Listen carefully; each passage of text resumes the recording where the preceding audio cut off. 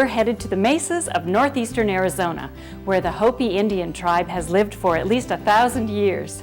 The Hopi are known for their pottery, rugs, and colorful kachina dolls. But in the last century, the Hopi have added quilting to their artistic traditions.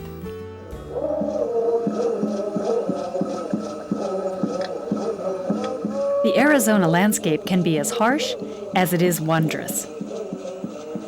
In one of its most remote corners, perched high and beautiful, are the 3 mesas that are home to the Hopi Indians.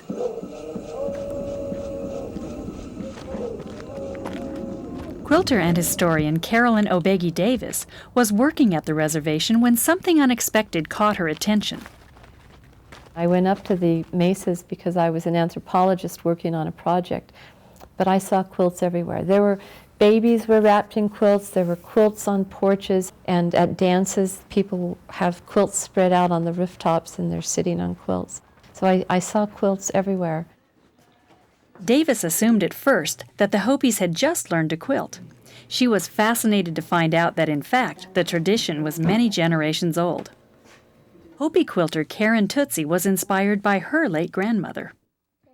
I came to quilting after I took my grandma's patterns from her. And then one day I decided to work on it, and I was just thinking about her. And as I sat there, the more I thought about her and what she meant to me in my life, and I just took it all from that. Karen's grandmother probably was not the first quilter in her family.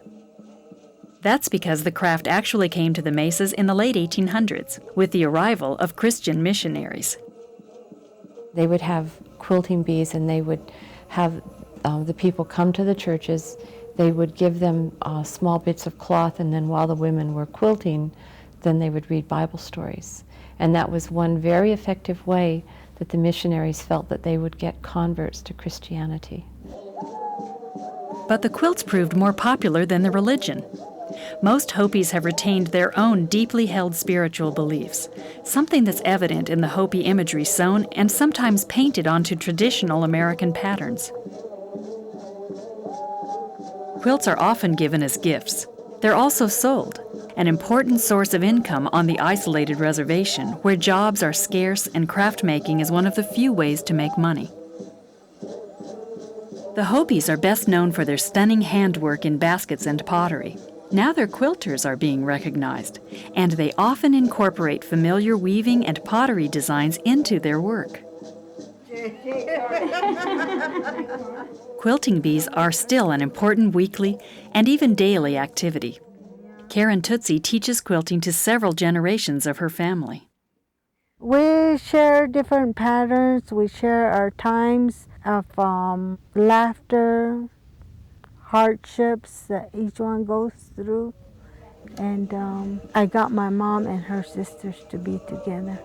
They're there with us. It's a family thing, and I like to see that. I like to see my family together.